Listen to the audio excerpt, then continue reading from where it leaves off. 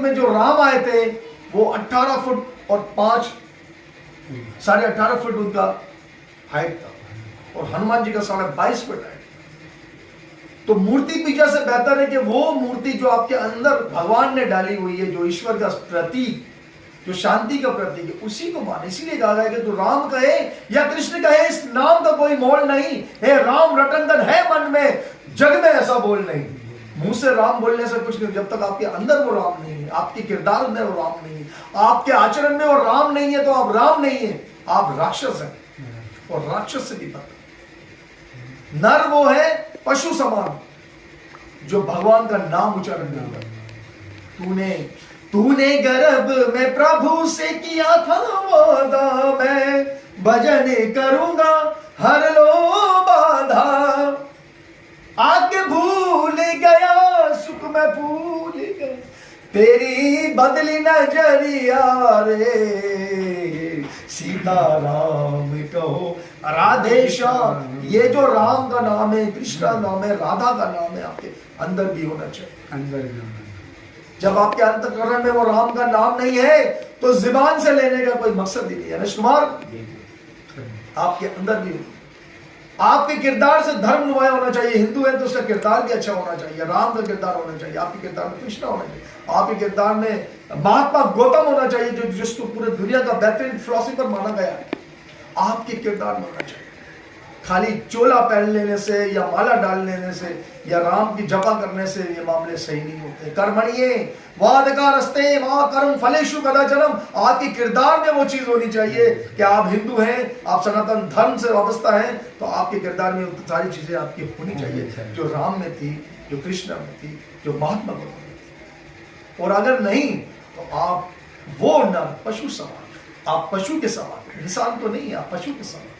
फरिश्तों से बेहतर इंसान होना, मगर इस पे लगती है मेहनत ज्यादा, इंसान होने में हमेशा ज्यादा मेहनत। हम किस मकसद के लिए इस दुनिया में, हम माँ बाप के उसमें गिर गए हैं, हम बहनों के उसमें गिर गए हैं, बच्चों में गिर गए हैं, अपने करियर के लिए गिर गए हैं, तो भगवान को कब हम समय देंगे जिसने हमें पैदा किया है और जिसने कहा था कि आपको मैं जन्म दे रहा हूं और आप मुक्त हो जाए। हम तो मुक्त नहीं है, मरने से मुक्ति नहीं मिलती, हम फिर जन्म लेंगे, फिर मुक्ति मिलेगी, फिर जन्म होंगे, फिर मुक्त होंगे। लेकिन सही मायनों में जब हम मुक्त होंगे, जब हम इस जन्म मरण के से छुटकारा हासिल कर पाएंगे।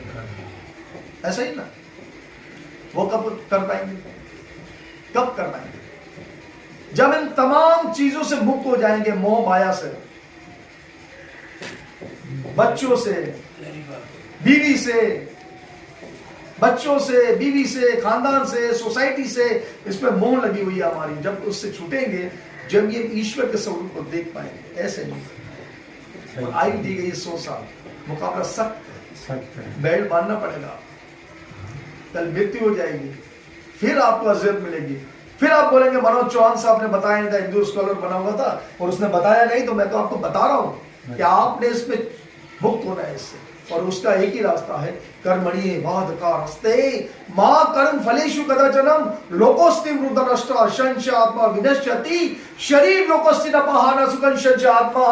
आप अपने आप को जब मुक्त कर सकते हैं, जब आप अपनी इंद्रियों को अपने वश में करें, मन को एक साइड में करके ईश्वर का नाम उसमें एक जोत जलाएं, ईश्वर प्रज्वलित करें, एक जोत जो सनातन धर्म के नाम की जोत, उसका किसी हिंदू मजहब से ताल्लुक ना हो, किसी मुस्लिम मजहब से, किसी भी मजहब से ताल्लुक ना हो, और वो जोत होगी सनातन धर्म की जोत। धर्म आज तक एक ही आया है, वो सनातन जो सदैव से है और सदैव तक रहेगा।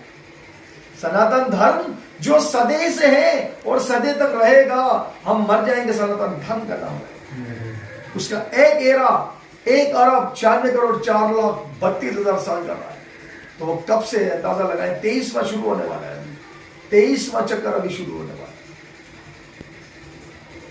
ब्रह्मा जी का एक दिन 1000 चतुर्योगी के बराबर है, और ब्रह्मा जी की एक रात 1000 चतुर्योगी के बराबर है। ब्रह्मा जी का एक दिन में वो विसर्जन करते हैं, दुनिया को बनाते हैं, और रात को वो परले ले आते हैं 2 दिन में। और 3.11 ट्रिलियन ब्रह्मा जी की टोटल आयु है। बहुत साल अभी रह गए और हमारे पास टाइम कम है। मुकाबला सख्त है। हमें करना यह है कि हमें जो हमसे मुक्त होकर जिनको हमारी जरूरत है उनके काम आए, किसी बच्ची की शादी करवा आए, किसी गरीब को खाना खिलवा दें, आए किसी कर्जदार का कर्ज खत्म करवा दें, और आए किसी ऐसा काम कर दे, कोई ऐसी हॉस्पिटल है जिसमें मुफ्त इलाज, अपने आप से मुक्त होकर जगत कल्याण के लिए कर्म कर, कि यही मोक्ष का मार्ग है। दूसरे सारे कर्म तो मोह माया और क्रोध के बंदी हैं, जो स्वयं ही बंदी है वे तुझे मोक्ष के मार्ग पर क्या ले जाए। और यदि समाज सुखी नहीं तो हर किस व्यक्ति सुखी नहीं रह सकता। हवा ही कुछ ऐसी चली है कि हर शख्स ये चाहता है तमाम शहर जले, एक मेरा घर न जले। जब शहर जलेगा, जंगल जलेगा, तो आपका घर भी जलेगा। ये मोह माया में खत्म करनी है और हमें हमारे जीवन को मुक्त करना है, सनातन धर्म को उज्जवल करना है और हमें धर्म से जुड़ना है।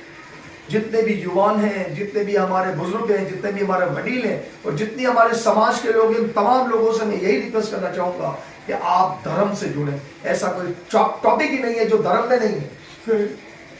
आप देखें, यजुर्वेद आप उठा के देख लें, पूरी टेक्नोलॉजी जो है आज भी दुनिया में जो टेक्नोलॉजी इस्तेमाल हो रही है वो यजुर्वेद से हो रही है।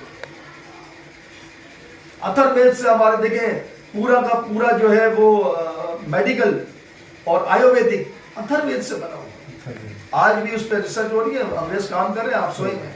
अंग्रेज काम कर रहे हैं, आप सोए। अंग्रेज क्रिएट करते हैं चीजें, आप सोए हैं। वो इनोवेशन करते हैं, इनोवेट करते हैं, आप सोए हैं, आप सोते रहे। जबकि धर्म हमारा है, इस पर रिसर्च कुछ और लोग करते हैं। सर सही, तो यही मेरा उद्देश्य भी यही है कि धर्म से जुड़े।